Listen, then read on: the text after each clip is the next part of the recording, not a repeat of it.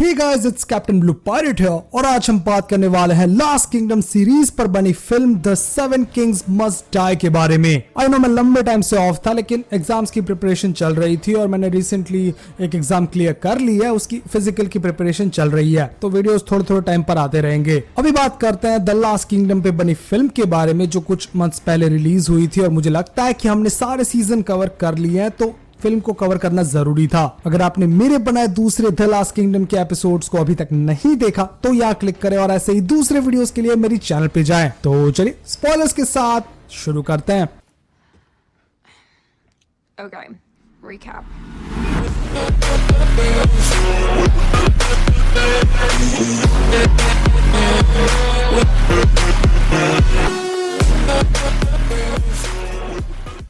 England last season में unite नहीं हुआ। उथरेड ने नी बैंड करने से मना कर दिया और प्रॉमिस किया कि वो सिर्फ एथेल्स्टन के सामने झुकेगा, वो भी एडवर्ड के मरने के बाद। सिर्फ नॉर्थम्ब्रिया ही सेपरेट किंगडम है, इसलिए वही ज्यादा वाइकिंग अटैक्स हो रहे हैं और उसी वाइकिंग्स में से एक है किंग एनालाफ, जो अपनी डॉटर को एज अ स्पाई यूज करता है। किंग एडवर्ड के मरने के बाद ये लोग अटैक करेंगे, जिससे डिवीजन का फायदा मिल सके। एडवर्ड की मौत के बाद एल्फिगो और एडवर्ड के सन को अरेस्ट करने का ऑर्डर प्रिंस एल्वर्ड देते हैं, जिसे हमने लास्ट सीजन में देखा था। वो एल्डरमैन्स को लेकर सिटी सीज कर लेता और एल्डहाइम पेलिंग की हेल्प से रॉयल फैमिली यहाँ से एस्केप करती है। उथरेड यहाँ मजे में कुछ टाइम से पीस बरकरार है, इसलिए वो लोग पार्टी कर रहे हैं और तभी एंट्री होती है विडोड क्वीन और उनके सन की, जिन्हें उथरेड रेफ्यूज प्रोवाइड करेगा। एल्फिगो चाहती है कि एथेल्स्टन को रोक दिया जाए क्योंकि उसका क्राउन चैलेंज होगा और डिफेंसिंग खेला जाएगा, लेकिन एथेल्स्टन अभी रिलीजियस प्लेस में था। दूसरी साइड प्रिंस एलमंड ने रिक्रूटमेंट शुरू कर दी है, मतलब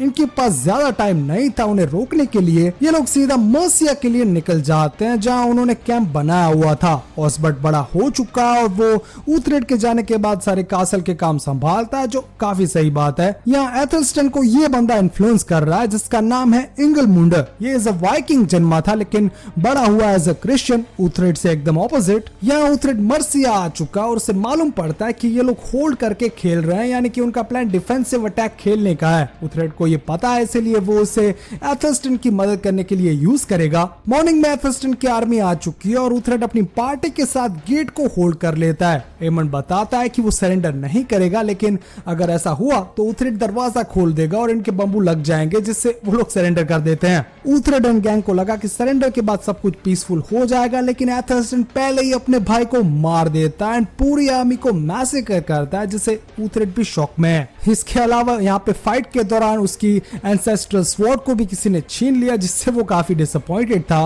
बैटल के बाद उथरेड एथेल्स्टन से बात करता है और वो इस चूतिए के इन्फ्लुएंस में काफी घुसा हुआ है, इसलिए वो उथरेड की बात को नहीं मानता। प्लस वो उसे नी बेंड करने को कहता है, जिससे उथरेड राजी नहीं है, क्योंकि उसे अभी लगता है कि एथेल्स्टन रेडी नहीं है पूरा इंग्लैंड संभालने के लिए। एनालाफ की डॉटर उसे न्यूज देती है कि कैसे अब वो लोग इंग्लैंड में डिवाइड एंड रूल कर सकते हैं, ब्रिटेन फोर्सेस को एक दूसरे से लड़वा कर। एथेल्स्टन ने ऑलरेडी अपना कोरोनेशन करवा लिया है एकदम पावरफुल तरीके से, जैसे उसके दादा ने किया था। यहाँ पे एक शॉकिंग रिवील ये होता है कि वाइकिंग प्रीस्ट और ये दोनों लवर्स हैं, जो मैंने एक्सपेक्ट नहीं किया था। वैसे इंगलमुंडर उसे मैनिपुलेट कर रहा है, वो सब जानते हैं विदाउट अ डाउट, लेकिन क्या करे। वाइकिंग लीडर्स एथेल्स्टन के अंडर है, लेकिन फिर भी वो उन्हें परेशान कर रहा है उनके टेम्पल्स और रिलीजियस साइट को डिस्ट्रॉय करके। उथरेड को ये बिल्कुल अच्छा नहीं लगता और वो उससे बात करने जाता है, जहाँ इन दोनों के अफेयर के बारे में उसे पता चल गया। एथेल्स्टन को लगता है कि जीसस अलाउड नहीं करेंगे उसके गे बिहेवियर को, इसीलिए वो प्रायश्चित कर रहा है दूसरे रिलीजियस साइट को डिस्ट्रॉय करके, लेकिन उथरेड ये समझ नहीं पाता। रात को जब उथरेड सो रहा था तब एडलहाइम उसे वार्न करने के लिए आता और बता देता है कि उसे जल्दी मार दिया जाएगा, इससे अच्छा वो यहाँ से एस्केप करके नॉर्थ रिटर्न हो जाए। उथरेड तो रात को ही निकल जाता है, लेकिन एडलहाइम को सब पकड़ लेते हैं और उसकी सजा उसे मौत मिलती है।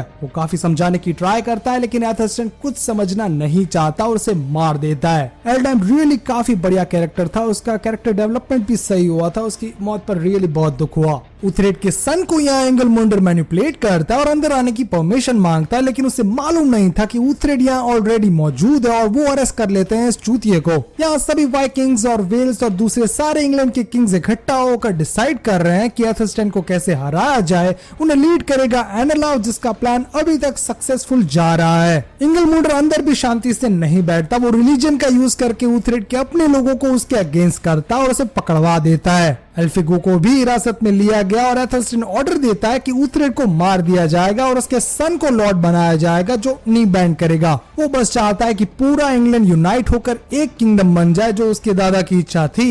ये करने के लिए उसे ऊथरेड को मारना होगा और वो मार नहीं पाता। वो उसे बैनिश कर देता है विदाउट एनी पावर्स। अब बेबनबर्ग पर उसने कंट्रोल कर लिया है। ऑल्सो एथेल्स्टन अटैक करता है स्कॉटलैंड और दूसरे नॉर्दर्न नेशंस को, जिससे वो लोग भी गुस्सा है और आर्मी के साथ फॉरवर्ड हो चुके हैं। वाइकिंग्स और गैंग ऊथरेड को उठा लेके एनालाफ के पास ले जाते हैं, जहां पे दूसरे स्कॉटलैंड के किंग्स मौजूद हैं। वो लोग चाहते हैं कि ऊथरेड उनका साथ दे और साथ मिलके वो लोग एथेल्स्टन को मार गिराए। ये प्लान काफी सही है और ऊथरेड अग्री भी करता है, लेकिन वी नो कि उसने ये पहले भी बहुत बार किया है। वो किसी भी ग्रुप को ज्वाइन करता है, चूतिया बनाता है और वापस इंग्लैंड की लॉयल्टी साइड पर ही आ जाता है। तो वो यहाँ से ये बोल के जाता है कि वो एथेल्स्टन को मार देगा। एनालफ जानता है कि दोनों में से कोई भी मरे, जंग में उनको बड़ा फायदा होने वाला है। अगर ऊथरेड मारा गया तो एथेल्स्टन जीत नहीं पाएगा और एथेल्स्टन के बिना ऊथरेड रूल नहीं कर पाएगा, तो ये विन विन सिचुएशन है। ऊथरेड यहाँ वेसेक्स पहुंचकर वॉर्न करता है एथेल्स्टन को, लेकिन वो प्यार में पागल है तो वो सुनने वाला नहीं है। लेकिन फिर भी वो अपनी बात बता देता है। बाहर निकलने पे फिनन और सिंट्रिक उसे मिलने आते हैं, जो अच्छा रियूनियन था, लेकिन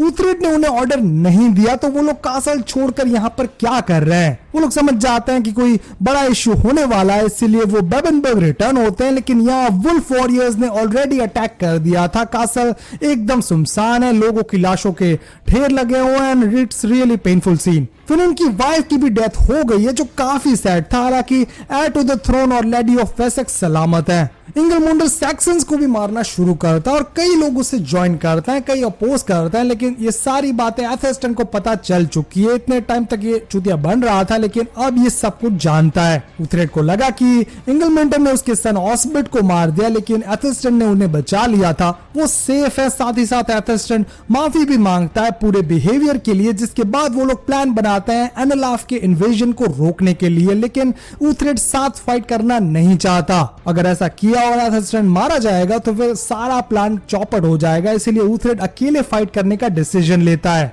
ये एक टाइप का सुसाइड मिशन था, इसीलिए ऊथरेड अपने खुद के यूनिट्स के साथ लड़ेगा। अपने एलाइज की आर्मी रेडी करके एनालाफ से लड़ने जाता है, जिसे हम कहेंगे बैटल ऑफ ब्राबन। यहाँ एथेल्स्टन ने भी उन्हें ज्वाइन किया और वो लोग हमेशा वाली शील्ड टेक्निक का यूज करते हैं। हेवीली आउटनंबर होने के बावजूद भी वो टैक्टिकल रिट्रीट करने में सक्सेसफुल रहे और सैक्सन कैवलरी ने अपना दम दिखाया। फ्लैंक के कारण एनालाफ की आर्मी के बम्बू लग गए और ऊथरेड भी बुरी तरीके से इंजर्ड हुआ, जिसके बाद एनालाफ और उसके बेटे इंगलमुंडर को मार दिया गया। दूसरे किंग्स ने रिट्रीट की और एथेल्स्टन ऊथरेड को वापस बेबनबर्ग ले गया, जहां वो काफी बुरी हालत में मौजूद था।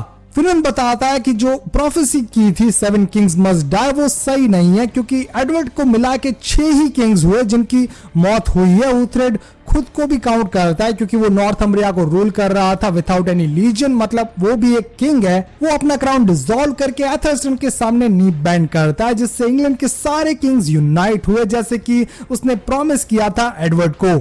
एथेल्स्टन के खुद के कोई सन नहीं है, इसीलिए वो एडमंड को उसका हेयर बनाता और इसी तरीके से एथेल्स्टन बना इंग्लैंड का पहला रूलर। ये ड्रीम था अल्फ्रेड का, या फिर हम वाइकिंग्स में जाकर उससे भी पहले जा सकते हैं। ऊथरेड को भी वालहला दिखाई दिया गया, जहां सारे उसके दोस्त मौजूद थे। एक शो बैक में हमें दिखाया गया कि बेबनबर्ग आज कुछ ऐसा दिखता, और इसी के साथ ये सीरीज कंप्लीट होती है। तो बस गाइस, आज के लिए इतना ही। अगर ये वीडियो पसंद आया हो तो लाइक करो, कमेंट सेक्शन में मुझे जरूर बताओ कि अगली कौन सी सीरीज पे बात करना चाहोगे। इस चैनल को सब्सक्राइब करना मत भूलना। Thanks for watching.